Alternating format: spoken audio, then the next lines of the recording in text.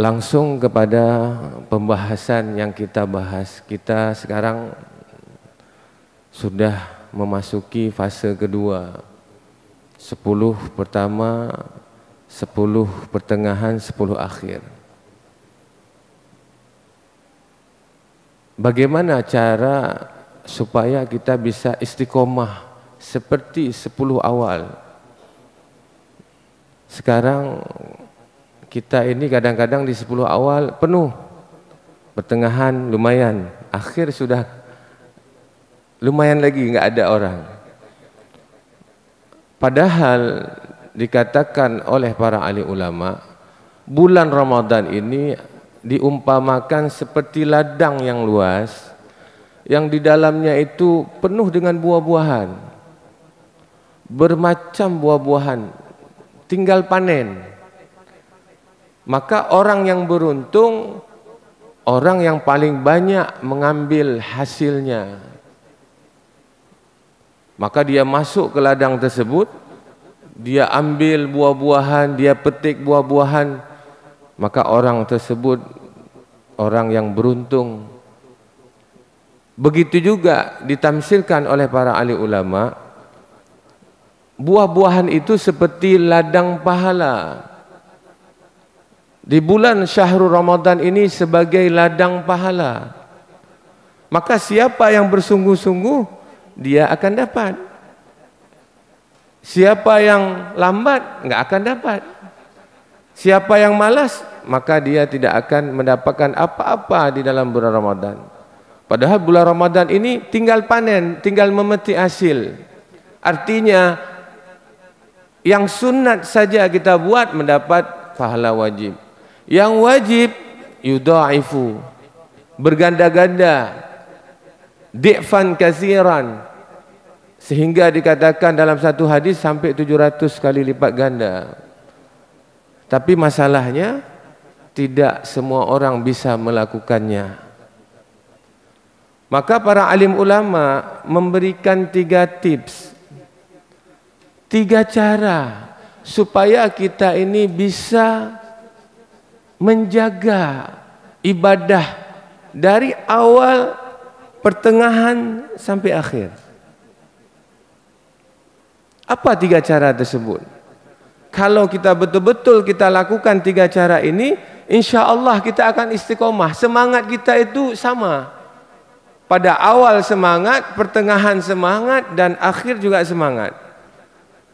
Sekarang masalahnya awal saja kita semangat. No, awalnya Masya Allah penuh, sehingga kadang-kadang kita lihat nggak cukup. BKM harus buat tenda lagi sebagian masjid, ditambah dengan tenda. Tetapi sayangnya ketika pertengahan sudah mulai surut dan di akhir makin surut. Padahal di akhir itu ada malam Lailatul Qadar. Maka ulama memberikan 5 tips, 5 cara, metode supaya kita istiqomah. Yang pertama, tips pertama yaitu tidak makan terlalu kenyang. Ini masalah soalnya. Jadi jangan kita jadikan bulan Ramadan ini bulan balas dendam.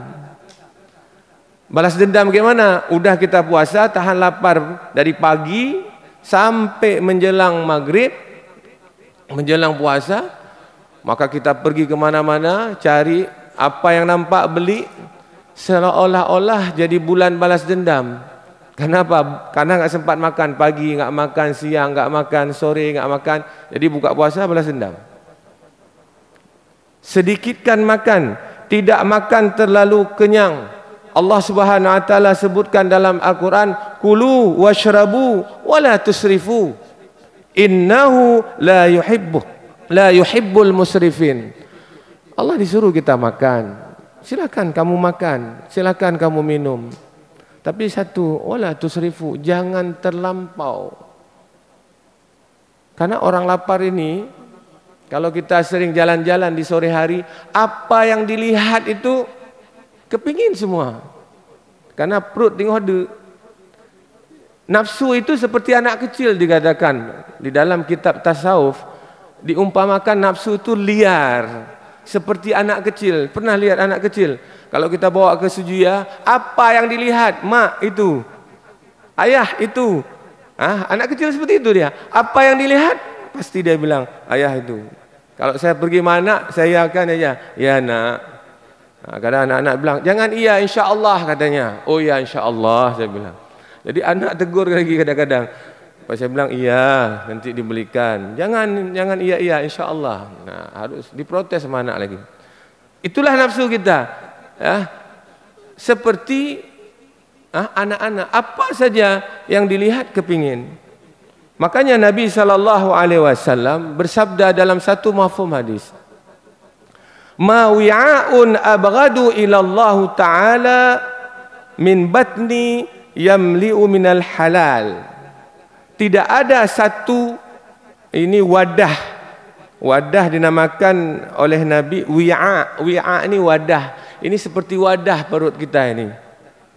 Tidaklah satu wadah, satu perut yang paling dibenci oleh Allah. Ab'ad. Bu'dan ni artinya yang paling Allah benci. Yaitu perut-perut yang min batnihi, daripada perutnya itu mil'in minal halal. Penuh dengan makanan yang halal. Ya. Penuh. Yang kita penuhi ini makanan halal. Tapi walaupun makanan halal, kalau terlalu kenyang, melampau kenyang, Allah benci. Allah marah. Allah murka. Nih. Kenapa demikian? Apa sebabnya?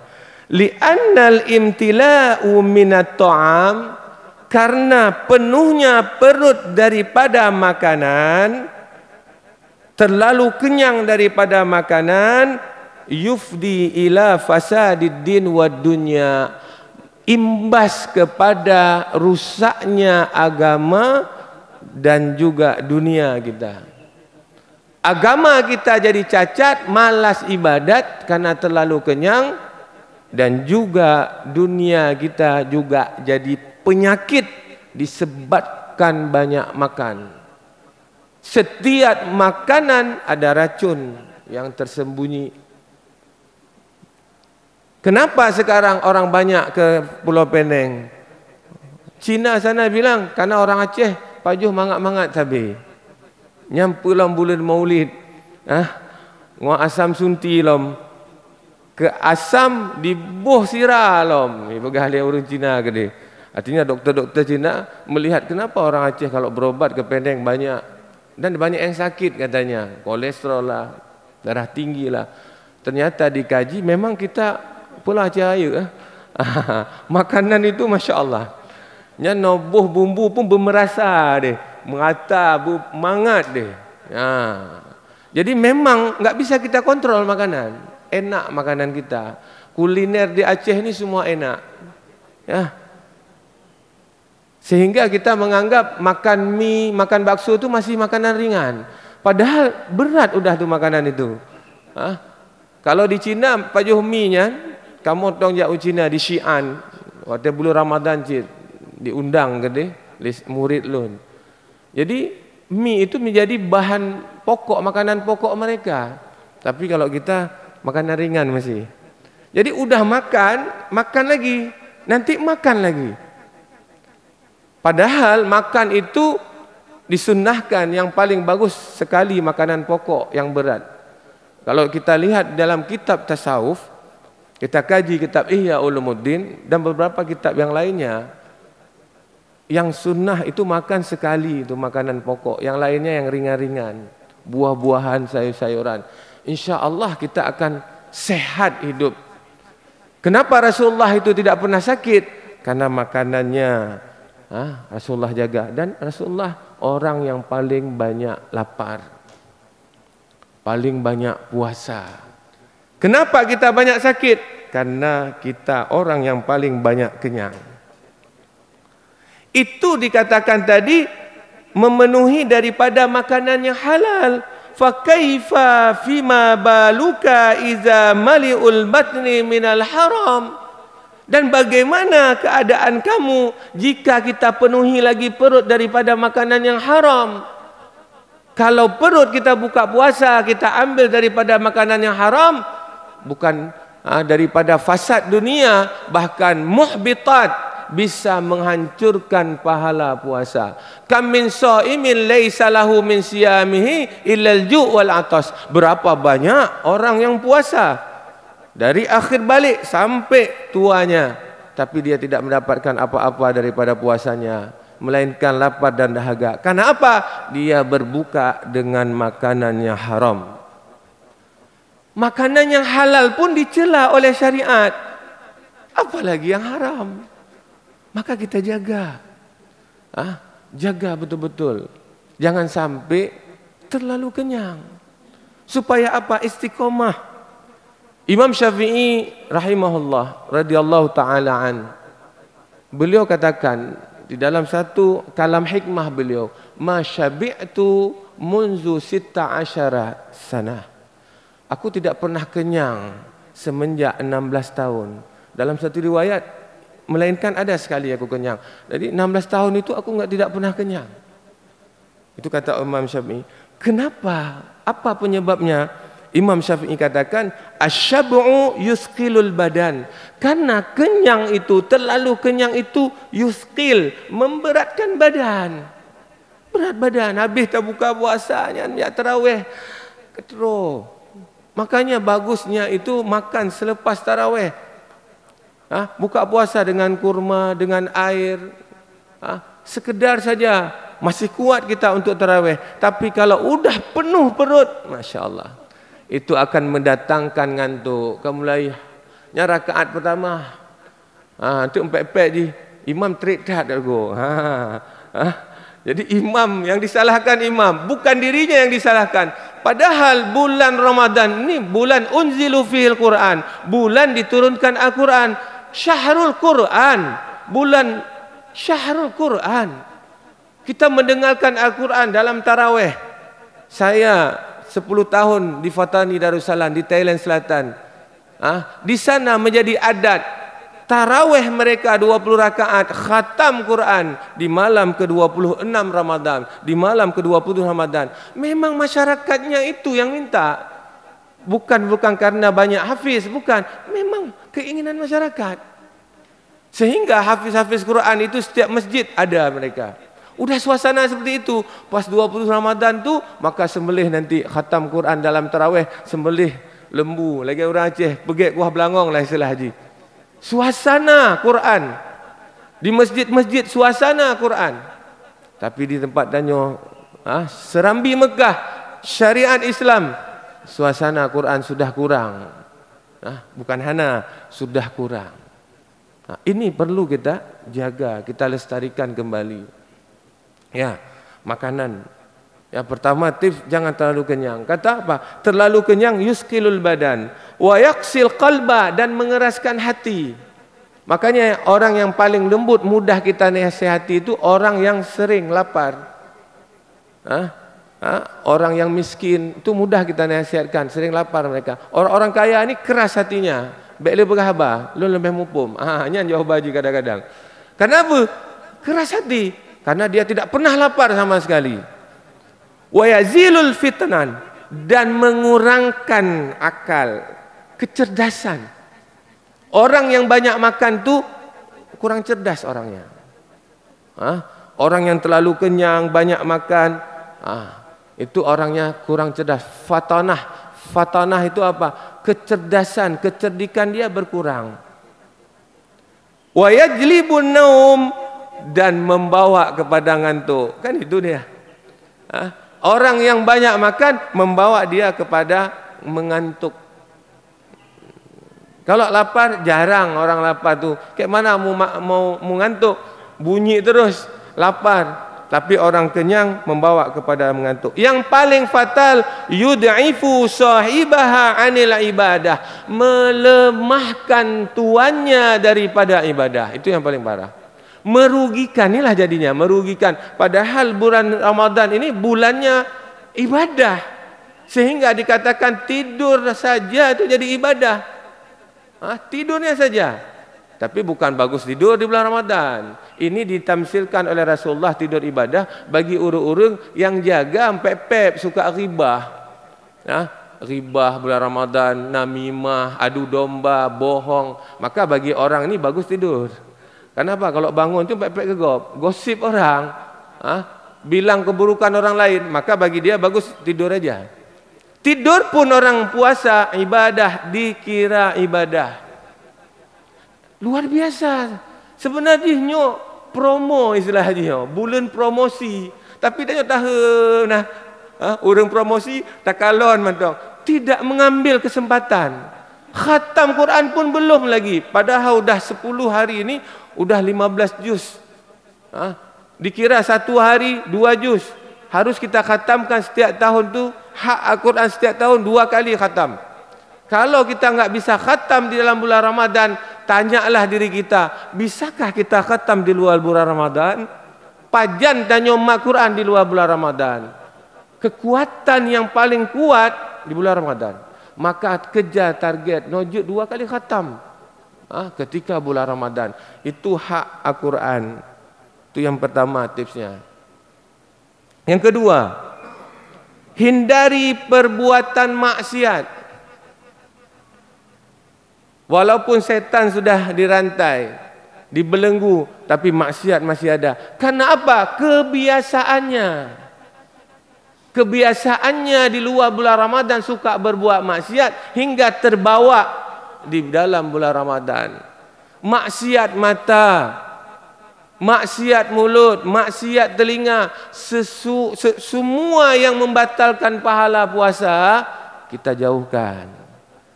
Kurangi nonton HP, lihat HP. Memang kadang-kadang kita lihat HP itu tujuan lihat ceramah, tapi iklannya itu bukan ceramah, aurat, mengubar aurat.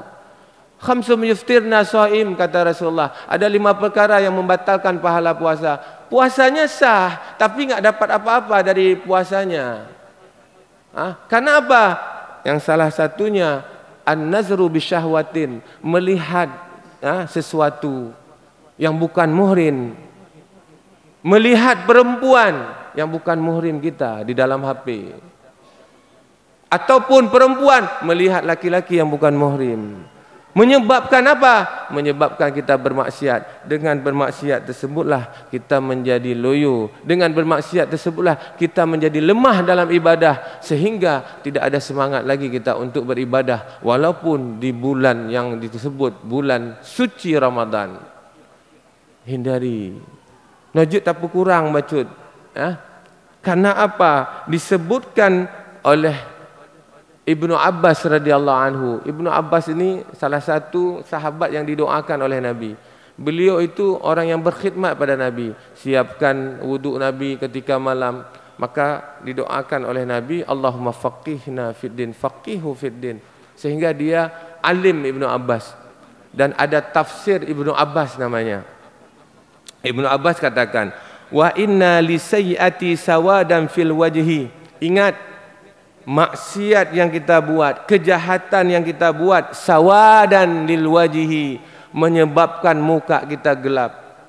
Memang orang putih, tapi para ahli-ahli soleh, orang-orang soleh melihat buram, gelap muka kita. Karena apa? Karena dosa yang kita buat. Dengan dosa, wa zulmatan fil qabri wal qabri, fil qabri wa qalbi. Dengan dosa yang kita buat, gelaplah kubur kita dan gelaplah hati kita. Dengan kejahatan maksiat yang kita buat, baik dalam bulan Ramadan walau dan juga di luar bulan Ramadan, menyebabkan apa? Kegelapan di dalam kubur. Kubur itu terang bagi orang-orang yang soleh. Tapi bagi dia gelap karena penuh dengan dosa. Hati pun jadi keras. Hati pun jadi mati. Mati hati. Hanai lengo. Orang yang keras hati, yang mati hati itu dia tidak bisa lagi diingatkan. Apalagi tentang kematian enggak mau lagi dia dengar. Karena apa? Qaswatu qalbi istilahnya. Qaswahnya keras hati. Kenapa bisa keras hati? Seperti saya katakan tadi, makan terlalu kenyang. Yang kedua apa? Maksiat. Kalau maksiat. menyo WhatsApp, Facebook, tak ubah dengan Quran, yang mungkin khatam bukan 2 kali, lebih daripada itu. Makanya kita usahakan kurangkan, walaupun nggak bisa kita tinggal, kita kurangkan. Wa wahnan fil badani, dan menyebutkan orang yang bermaksiat itu wahnan fil badan. 5 menit tu 30 menit maksimal lah. Nak lebih apa? Dia protes.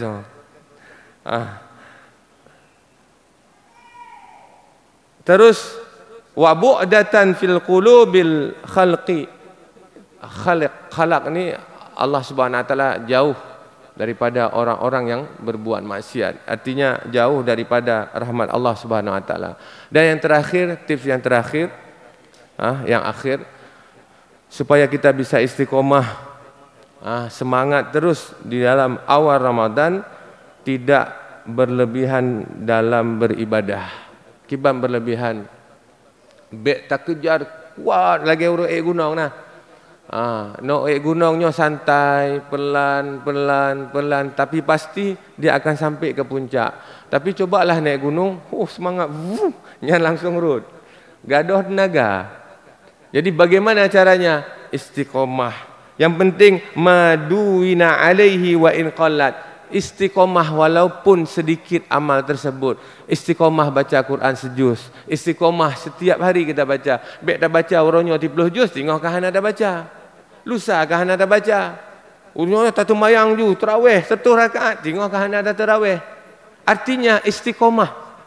Setiap amalan tu istimrar, rutin kita buat. Walau sedikit, kita berselawat 10 kali sehari, tapi istiqomah dari awal kita balik, seumuran kita sampai kita tua, istiqomah. Lebih baik kita berselawat 1000 kali, tapi hanya pada hari ini, atau bulan ini, ataupun tahun ini.